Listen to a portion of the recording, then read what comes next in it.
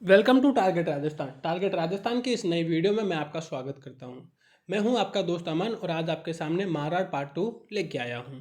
दोस्तों, इससे पहले हम मारवाड़ का एक पार्ट अपलोड कर चुके हैं, तो जिन्होंने भी वीडियो नहीं देखा है तो वो वीडियो जाके देख लीजिए। हमारे टारगेट राजस्थान की प्लेलिस्ट में जाके आप राजस्थान इतिहास को आप जाके चेक करिए। उसमें आपको मेवाड़ आपको कंप्लीट मिलेगा और मारवाड़ का एक पार्ट आपको अपलोड मिल जाएगा। ठीक है, तो चलिए दोस्तों, सीधे पॉइंट पे चलते हैं और सीधा शुरू करते हैं। दोस्तों, पिछले पार्ट के अंदर हमने देखा था कि राव सिया जी और राठौर की उत्पत्ति के सिद्धांत हमने देख लिए थे कि कौन कौन उनके समर्थक थे और कौन कौन ना किस सिद्धांत का समर्थक करता है, ठीक है, समर्थन करता है। इसके अलावा राव सिया हो गए, राव गोहर जी थे जो नागड़ जी माता की मूर्ति लेके आए थे कर्नाटक से, ठीक है। और इसके अलावा गंगा जी थे, सांतल जी थे, मालदेव के बारे में हमने पढ़ लिया था, ठीक है। मालदेव राव जैसी के साथ में युद्ध किया था, पाहेबा का युद्ध 1541 के अंदर, और गिरी सुमेल का युद्ध कर लिया था हमने। तो इतना कुल मिला के हमने देख लिया था, गिरी सुमेल का युद्ध हमने कंप्लीट करा लिया था, ठीक है। तो जिन्होंने वीडियो नहीं देखा तो आप वो वीडियो जाके प्लीज़ देखिए, क्योंकि जब तक आप पिछला पार्ट नहीं देखेंगे तब तक आपको ये पार्ट समझ में नहीं आएगा। अब दोस्तों देखिए, लास्ट में हमने क्या किया था कि मालदेव क्या करते हैं कि बाद में वापस जोधपुर को जीतते हैं, और जोधपुर को जीतने के बाद में उनका जो पुत्र होता है, बड़ा बेटा, वो राम तो मेवाड़ चला जाता है, जबकि मालदेव अपने एक पुत्र को, मोटा राजा उदय सिंह को, फलोदी की जागीर दे देते हैं, ठीक है। जबकि एक पुत्र चंद्रसेन को क्या है, उत्तराधिकारी घोषित करते हैं, ठीक है। तो अब हमें चंद्रसेन के बारे में पढ़ना है, उसके अलावा थोड़ा बहुत जो मालदेव बचा था वो कंप्लीट करना है, ठीक है। तो कॉपी पेन अपने हाथ में ले लीजिए और नोट करते रहिए, ठीक है। आपको लगता है कि मेरे द्वारा बोले गए शब्द अगर इनमें नोट्स में उपलब्ध नहीं तो आप उसको भी नोट डाउन कर लीजिए, क्योंकि जैसे ही आपका ये सब टॉपिक कंप्लीट होगा तो आपके पास में एक बेहतरीन नोट्स तैयार हो जाएंगे दोस्तों, ठीक है। तो इनको आप जब रिवीजन करते रहेंगे और रिवीजन वगैरह करने के बाद में आप लोग सच में देखेंगे कि आपने अपना समय यहाँ पे इन्वेस्ट करके कोई गलत काम नहीं किया, ठीक है। आपके पास में जो कंटेंट होगा दोस्तों, बहुत ही अच्छा कंटेंट होगा, ठीक है। तो मैं चाहता हूँ कि मेरे पास में जो भी मटेरियल, जो भी संसाधन है, जो भी चीज़ है वो आप लोगों तक मैं पहुँचा सकूँ। तो इसलिए क्या है, हमारे साथ में जुड़े रहिए। तो चलिए दोस्तों, शुरू करते हैं। उमादे, ऊपर वाला जो क्वेश्चन है, मालदेव हुमायूं और शेरशाह के साथ में संबंधों की व्याख्या कीजिए, ये आप पिछले पार्ट में कर चुके हैं, ठीक है। उमादे भी मैं आपको बता चुका हूँ, यहाँ पे एक बार देख लीजिए। जैसलमेर के राजा लूणकर्ण जी की बेटी थी, ये मैंने आपको बताया था। मालदेव की रानी थी ये। भारमली नामक दासी के कारण क्या है, मालदेव से नाराज होते हैं, इसीलिए इन्हें इतिहास में रूठी रानी के नाम से जाना जाता है, ठीक है। तो क्वेश्चन ये पूछा जाता है दोस्तों कि रूठी रानी किसको कहा जाता है, तो उमादेव को कहा जाता है। और रूठी रानी किसकी पत्नी थी, तो मालदेव की पत्नी थी। उनकी बेटी थी तो राव लूणकर्ण जी की बेटी थी, ठीक है।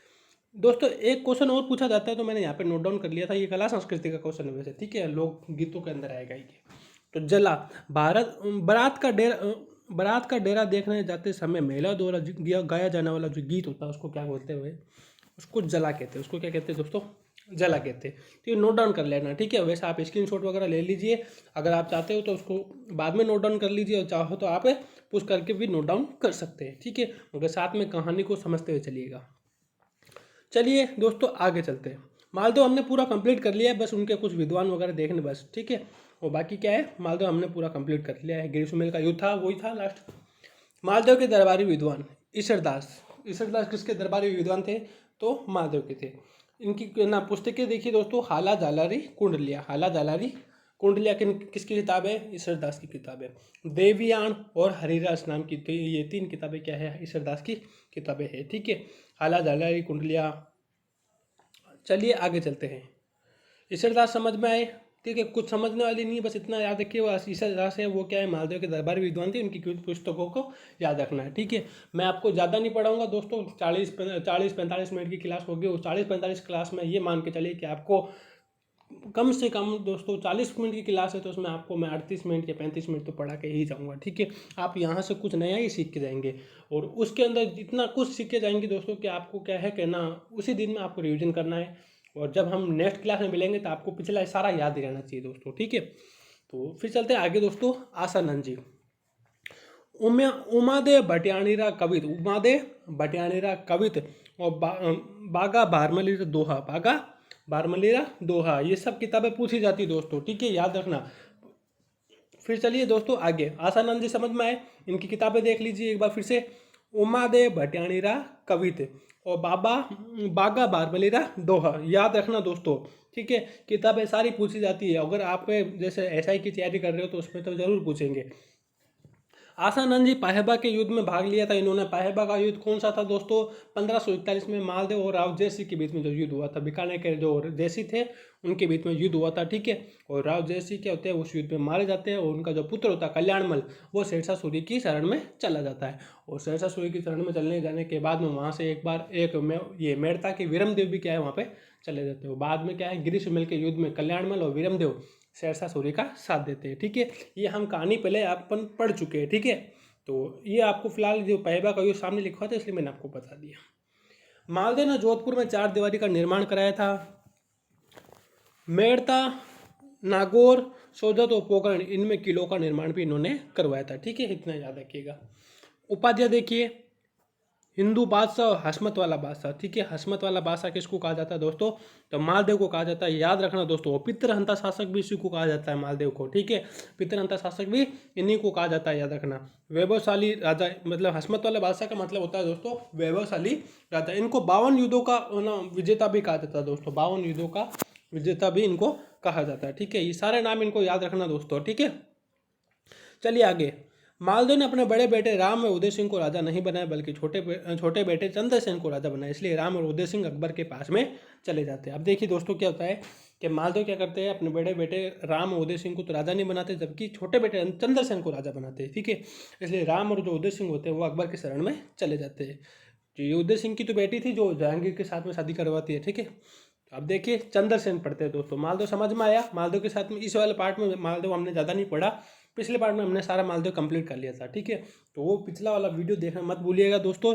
और अगर आपको हमारा कंटेंट अच्छा लग रहा है तो चैनल को सब्सक्राइब करें, वीडियो को लाइक करें, ठीक है। चलिए दोस्तों आगे चलते हैं। चंद्रसेन। चंद्रसेन दोस्तों क्या है कि चंद्रसेन को मारवाड़ का प्रताप कहा जाता है। पहली चीज़ तो ये कि मारवाड़ का प्रताप किसको कहा जाता है? चंद्रसेन को कहा जाता है। इनका शासनकाल लिख लीजिए दोस्तों, 1562 से 1581, 1562 से 1581 याद रखना, ठीक है। तो मारवाड़ का प्रताप किसको कहा जाता है? तो चंद्रसेन को कहा जाता है। ये अलग से साइड में लिख लीजिएगा। प्रताप का अग्रगामी इसको कहा जाता है, मतलब प्रताप का अग्रगामी, मतलब प्रताप के पथप्रदर्शक माने जाते हैं ये, ठीक है। प्रताप जिस प्रकार से करते थे ये भी क्या है उस प्रकार से, जैसे प्रताप ने क्या है मुगलों की अधीनता कभी स्वीकार नहीं की थी, ठीक है। उसी प्रकार से चंद्रसेन ने भी क्या है मुगलों की अधीनता स्वीकार नहीं की थी। इनको भूला बिसरा शासक भी कहा जाता है। इनको क्या कहता है? भूला बिसरा शासक भी कहा जाता है, ठीक है। तो ये सब अलग अलग नाम है दोस्तों चंद्रसेन के, याद रखना दोस्तों, इंपॉर्टेंट है, ठीक है। पूछे जाते हैं ये सब क्वेश्चन। ये जितने भी क्वेश्चन मैं आपको बता रहा हूँ ना दोस्तों, ज़्यादातर उन क्वेश्चन पे फोकस रखना जिसके ऊपर क्या है मैं बोलता हूँ कि स्टार लगा लीजिए, ठीक है। और जितने भी क्वेश्चन मैं बार बार रिपीट कर रहा हूँ इसका मतलब वो क्वेश्चन पूछे जाते हैं दोस्तों, वो बार बार पूछे जाते हैं, वो आगे भी पूछे जाएंगे, ठीक है। तो चलिए दोस्तों आगे। भूला बिसरा शासक चंद्रसेन, मारवाड़ का प्रताप चंद्रसेन, प्रताप का अग्रगामी चंद्रसेन। जब हम प्रताप पढ़ रहे थे तो उनके राज्याभिषेक के समय चंद्रसेन भी मौजूद थे, याद रखना। तो जब महाराणा प्रताप का राज्याभिषेक हुआ तो उस उत्सव में चंद्रसेन भी मौजूद थे, ठीक है। 1564 में अकबर हुसैन कुली खां के नेतृत्व में एक सेना जोधपुर भेजता है। अब देखिए क्या होता है, चंद्रसेन क्या है उत्तराधिकारी बैठ जाते हैं, ठीक है, उत्तराधिकारी के रूप में बैठ जाते हैं। फिर क्या है अकबर क्या करते हैं, चंद्रसेन को अपनी अधीनता स्वीकार कराने के लिए एक ये हुसैन कुली खां के नेतृत्व में क्या एक सेना जोधपुर भेजते हैं। और चंद्रसेन क्या करता है, बादरा जून भाग जाता है, ठीक है। ये मैं आपको कहानी बता रहा हूँ, फिर आपको पढ़ाऊंगा, ठीक है। 1570 के नागौर दरबार में चंद्रसेन मौजूद था, याद रखना। 1570 में क्या है नागौर दरबार लगाया जाता है। अकबर का ये मानना था दोस्तों कि मैं क्या है कि दरबार वगैरह लगा के सीधे क्या है लोगों के जो राजपूत वगैरह है उनसे मित्रता का भाव रख के उन लोगों का अपने अधीन में ले लूँ, ठीक है। मगर चंद्रसेन भी उस दरबार में मौजूद था नागौर के 1570 में।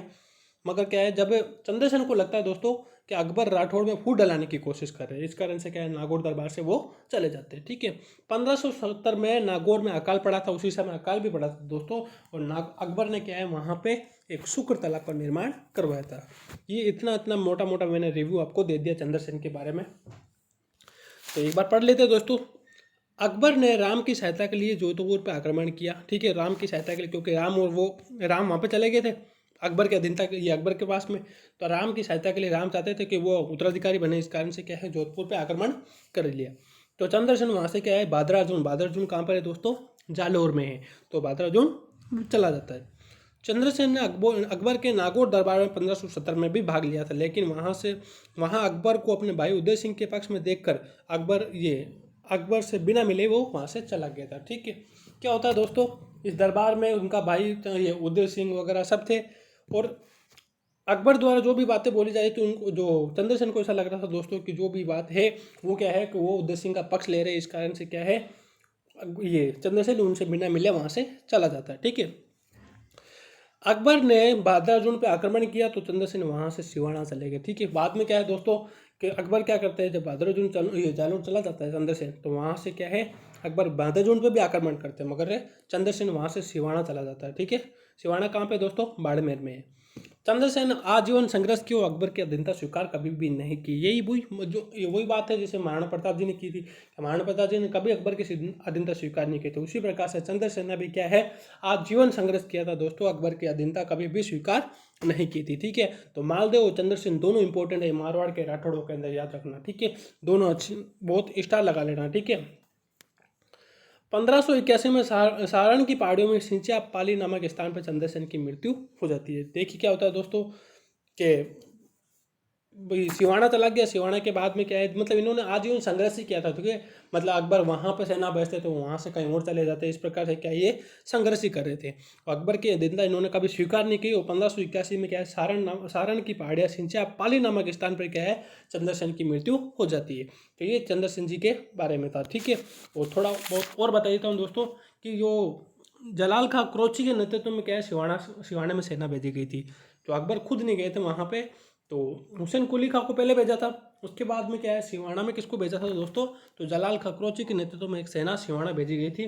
और इस युद्ध में क्या है दोस्तों, दोनों के बीच में युद्ध भी होता है चंद्रसेन और ये क्रोची के बीच में, मगर इस युद्ध में क्या है क्रोची मारा जाता है। ठीक है, जलाल खां क्रोची मारा जाता है। और फिर देखिए दोस्तों अकबर फिर भी ना शहबाज खान के नेतृत्व में सिवाना में एक सेना और भेजते हैं।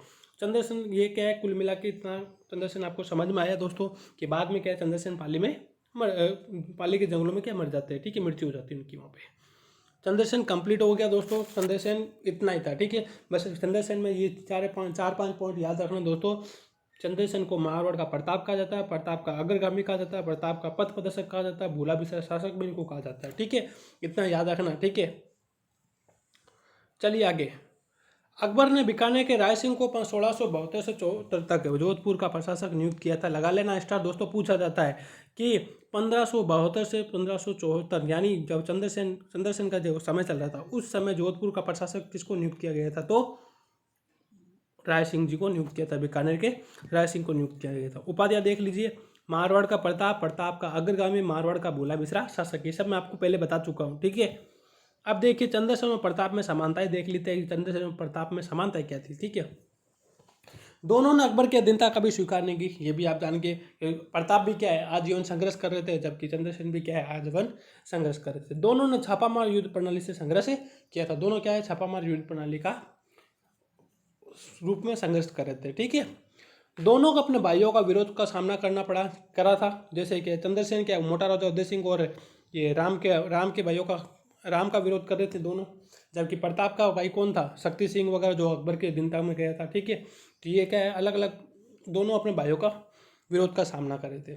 जैसे प्रताप को जगमाल तथा चंद्रसेन को राम और उदय सिंह का तो ये आया समझ में कि दोनों को अपने भाइयों का विरोध का सामना करना पड़ा। दोनों के अधिकांश राज्य पे अकबर ने कब्जा कर लिया था, दोनों के अधिकांश राज्य पे क्या अकबर ने कब्जा कर लिया था। केवल थोड़ी सी भूमि पर उन्होंने अकबर से संघर्ष किया था। ठीक है, जैसा कि आप लोगों को पता है कि चित्तौड़ बाद में क्या है जब प्रताप ने हल्दीघाटी का युद्ध वगैरह ये किया था, उसके बाद में क्या है कि प्रताप ने अगले जो अपना क्षेत्र है वो चावड़ को बना लिया। चावड़ में थोड़े से क्षेत्र के ऊपर उन्होंने क्या किया था अकबर से क्या है संघर्ष किया था। ठीक है, उसी प्रकार से यहाँ पे इन्होंने चंद्रसेन जी ने वैसे किया था।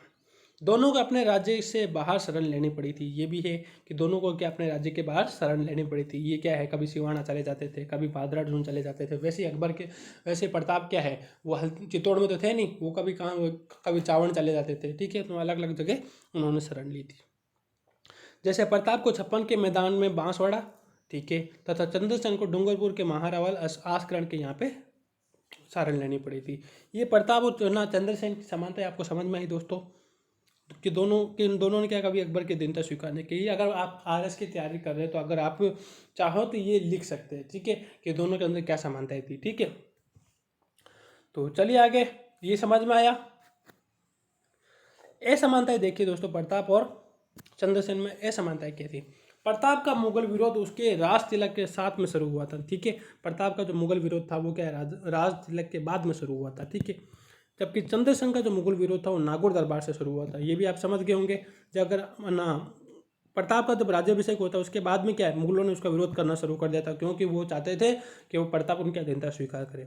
जबकि चंद्रसेन ने मुगल दरबार में ये 1570 में जो अकबर ने मुगल दरबार लगाया था, ठीक है, वहाँ पे उन्होंने अधीनता स्वीकार नहीं की, वहाँ से सीधे रवाना हो गए थे। तो इस कारण से क्या है, वहाँ से उनका संघर्ष शुरू हुआ था, ठीक है।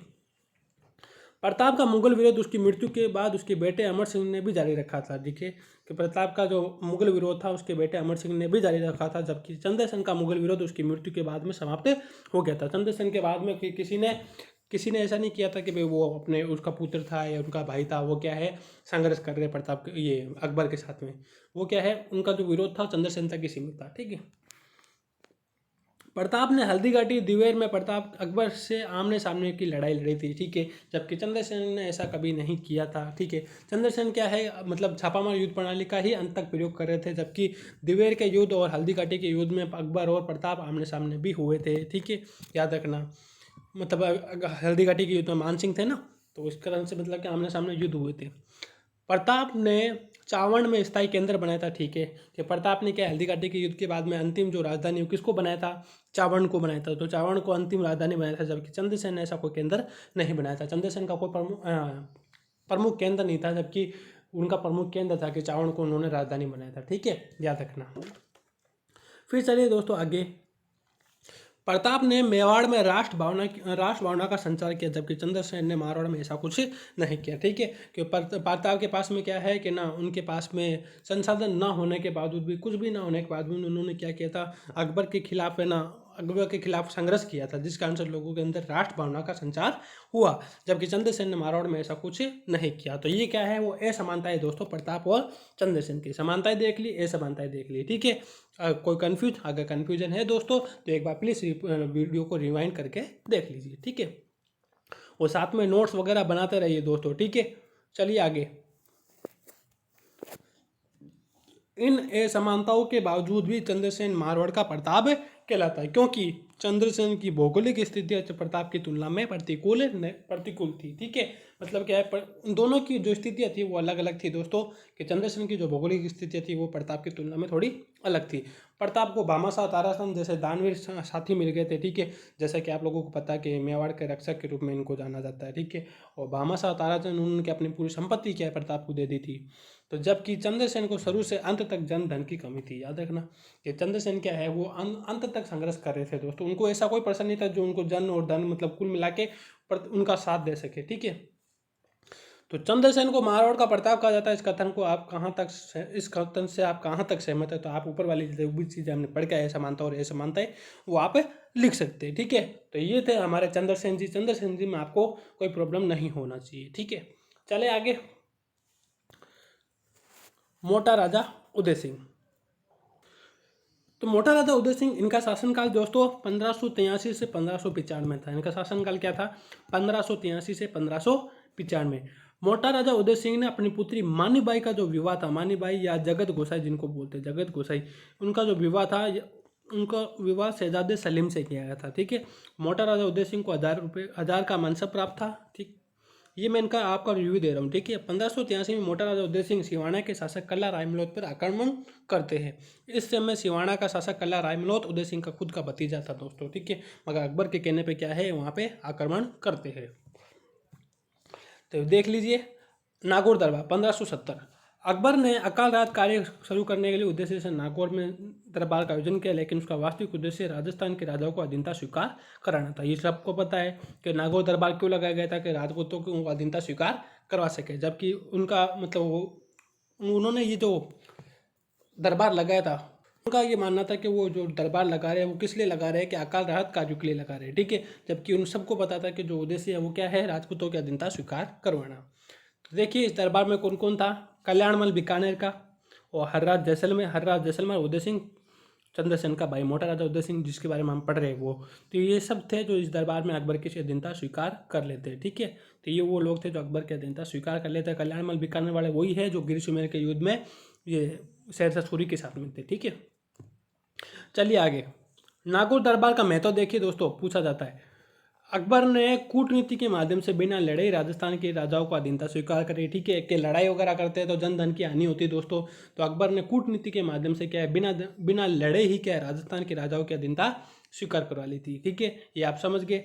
राजस्थान के राजाओं का स्पष्ट विभाजन हो गया, मतलब क्या है कि राजस्थान के राजाओं का स्पष्ट विभाजन कैसा हो गया, दरबार के बाद में जिन लोगों ने अधीनता स्वीकार करा तो इससे बात समझ में आ गया कि मुगल के सहयोगी है। ठीक है, और जिन लोगों ने अधीनता स्वीकार नहीं करी तो उससे एक बात समझ में आ गई कि ये क्या है, मुगलों के विरोधी। जैसे फॉर एग्जांपल नागौर दरबार में चंद्रसेन ने क्या है, अधीनता स्वीकार नहीं कराई, तो ये बात समझ में आ गई कि चंद्रसेन क्या है, मेरा विरोधी है। तो कुल मिला के समझ में आया।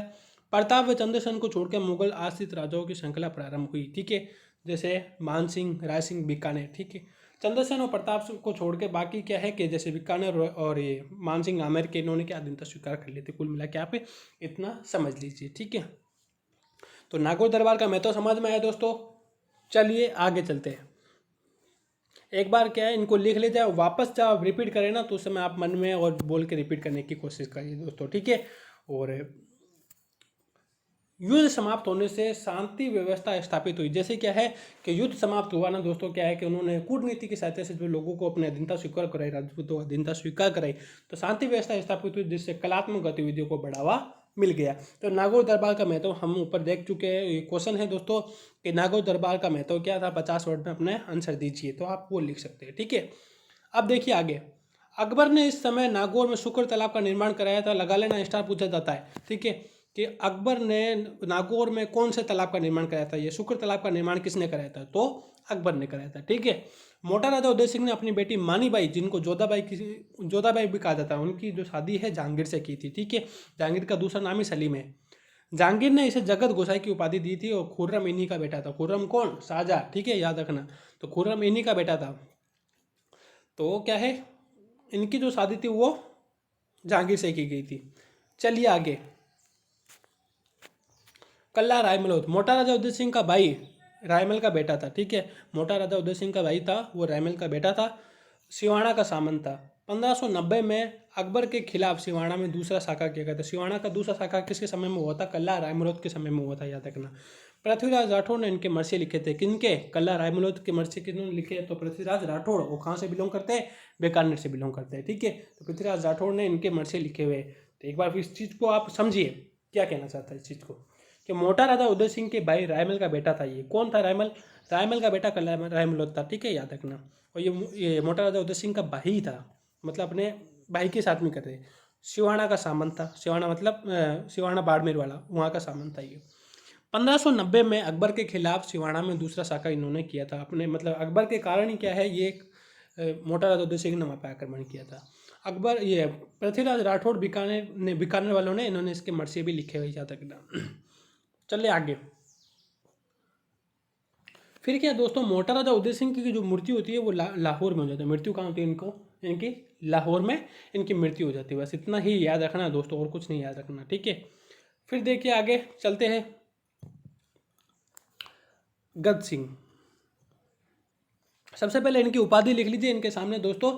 जहांगीर ने इनको दल थम्बन की उपाधि दी थी। जहांगीर ने इनको कौन सी उपाधि दी थी, तो दल थम्बन की उपाधि दी थी, याद रखना। और हालांकि गद सिंह से पहले एक पर्सन और आते हैं, सूर सिंह। ठीक है, और जिनको अकबर ने सवाई राजा की उपाधि दी थी, याद रखना। तो आप साइड में चाहो तो लिख सकते हो, ये ऊपर लिख लीजिए। ठीक है, क्या है दोस्तों कि जो जहाँ अकबर ने सूर सिंह जी को सवाई राजा की उपाधि दी थी, ये गद सिंह जी से पहले आए थे, मगर उनसे क्वेश्चन नहीं पूछा जाता इस कारण से, मगर लिखवा देता हूँ आपको। जो जहांगीर, ये अकबर ने क्या है, सूर सिंह जी को सवाई राजा की उपाधि दी थी और दक्षिणी अभियान में इनकी मृत्यु हो जाती है। बस इतना ही है सूर सिंह जी के बारे में। फिर चलते हैं गज सिंह जी के बारे में। गज सिंह जी के बारे में, जहांगीर ने दल थम्बन की उपाधि दी थी। लगा लेना, स्टार पूछा जाता है कि जहांगीर ने दल थम्बन की उपाधि मारवाड़ के किस शासक को दी थी, तो गज सिंह को दी थी। ठीक है, तथा महाराजा की उपाधि दी थी। गज सिंह अपने बड़े बेटे अमर सिंह को नागौर की जागीर प्रदान करते हैं। अब देखना, आप अमर सिंह राठौड़ के बारे में पढ़ेंगे। अमर सिंह मेवाड़ वाले अलग है, और ये अमर सिंह राठौड़, ये भी और भी अच्छे थे, ये भी बहुत ना, क्या बोलते हैं, प्रभावशाली व्यक्ति थे। ठीक है, और जसवंत सिंह को उत्तराधिकारी घोषित किया था। ठीक है, गज सिंह ने क्या किया था, अपने बेटे जसवंत सिंह को जो क्या है उत्तराधिकारी घोषित किया था, जबकि अमर सिंह को क्या है नागौर की जागीर प्रदान की थी। चलिए आगे। अमर सिंह राठौड़, अमर सिंह राठौड़ से देखिए एक दो क्वेश्चन बनते हैं, वो देख लेना, उसके बाद अपन जसवंत सिंह पढ़ेंगे, ठीक है। मतीरे की राड़ दोस्तों लगा लेना, एक्स्ट्रा पूछा जाता है। 1544 सॉरी 1644, 1544 में तो गिरी सुमेल का युद्ध हुआ था। तो 1544 में गिरी सुमेल का युद्ध हुआ था, उसके 100 साल बाद में 1544 के अंदर देखिए 1644 में मतीरे की राड़ हुई थी, ठीक है। अब दोस्तों देखिए नागौर का राजा था ये। मतीरे की राड़ किस किसके बीच में हुई? तो अमर सिंह नागौर, अमर सिंह राठौड़ नागौर और करण सिंह बीकानेर के बीच में हुई थी, ठीक है। अब मतीरा की राड़ समझिए, ये बीकानेर तथा नागौर रियासत के मध्य हुई थी। इस समय बीकानेर का जो शासक था वो करण सिंह था, ठीक है। इस युद्ध के समय करण सिंह अमर सिंह के साथ में शाहजहाँ के दरबार में गए थे, ठीक है। करण सिंह क्या थे? अमर सिंह के साथ में शाहजहाँ के दरबार में गए थे, मगर यहाँ नागौर के ये जो दरबार हुआ था नागौर के क्षेत्र में हुआ था। नागौर का एक जाखड़िया गाँव है, वहाँ पर हुआ था। अमर सिंह शाहजहाँ के साले मीर बख्श या सलावत खां की क्या है, गंवार कहने पे उनकी हत्या कर दी थी। क्या होता है कि सलावत खां जो उनके ये शाहजहाँ के साले होते हैं दोस्तों, वो क्या है अमर सिंह को अपमानित करते हैं, ठीक है। अमर सिंह को अपमानित करते हैं, तो उनको अपमानित करने के कारण क्या है, अमर सिंह सबके सामने उनकी गर्दन काटते थे दोस्तों, सलावत खां की, ठीक है। शाहजहाँ के सामने क्या है उनकी गर्दन काटते थे। अमर सिंह को कटार का धनी कहा जाता है दोस्तों, लगा लेना, एक्स्ट्रा पूछा जाता है कि अमर सिंह राठौड़ को क्या है कटार का धनी कहा जाता है। अमर सिंह ये महाराणा प्रताप वाले अमर सिंह वो मत लगा देना अगर आपको वो वाला पूछा जाए तो, ठीक है।